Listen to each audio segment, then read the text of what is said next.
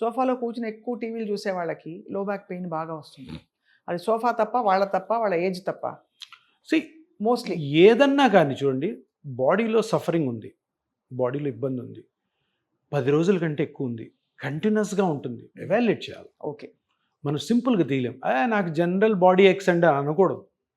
అది మెటబాలిక్ ఉండొచ్చు, స్ట్రక్చరల్ ఉండొచ్చు, లోపల ఏమైనా డిసీజ్ ఉండొచ్చు, డయాబెటీస్ వల్ల రావచ్చు, హైపర్ టెన్షన్ వల్ల రావచ్చు, తెలియని క్యాన్సర్స్ ఉండొచ్చు లోపల.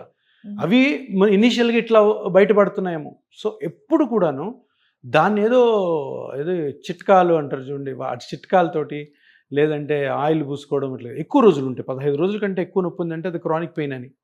ఆ క్రానిక్ పెయిన్ రీజన్ తప్పకుండా కనుక్కోవాలి. ఈ గుడ్డిగాని మనం ఏదో అది చేసుకొని పర్లేదులే ఇది కాదా సోఫాను మారుద్దాం, లేదంటే నిలబడి కూర్చోవడం మానేద్దాం, అది కాదు.